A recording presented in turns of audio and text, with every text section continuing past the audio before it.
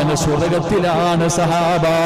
മുത്തുനബി പറയുന്നത് ഞാൻ കേട്ടിട്ടുണ്ട് സഹാബ. എന്റെ പ്രിയപ്പെട്ടവരെ, മരിക്കാൻ കിടക്കുന്നവരുടെ ചാരത്ത് പോയിരുന്നു ലാ ഇലാഹ ഇല്ലല്ലാഹ് പറഞ്ഞു കൊടുക്കുമല്ലോ. അതുകൊണ്ട് ആ പ്രവാചകന് പറഞ്ഞു കൊടുക്കണമെന്ന് മുത്തുനബി പറഞ്ഞു തന്നിട്ടുണ്ടല്ലോ. റസൂലുള്ളാഹി തങ്ങൾ പറഞ്ഞു, സക്കറാത്തിന്റെ അവസ്ഥയിൽ കിടക്കുന്നവന്റെ ചാരത്ത് പോയി നിങ്ങൾ ലാ ഇലാഹ ഇല്ലല്ലാഹ് പറഞ്ഞു കൊടുക്കണം.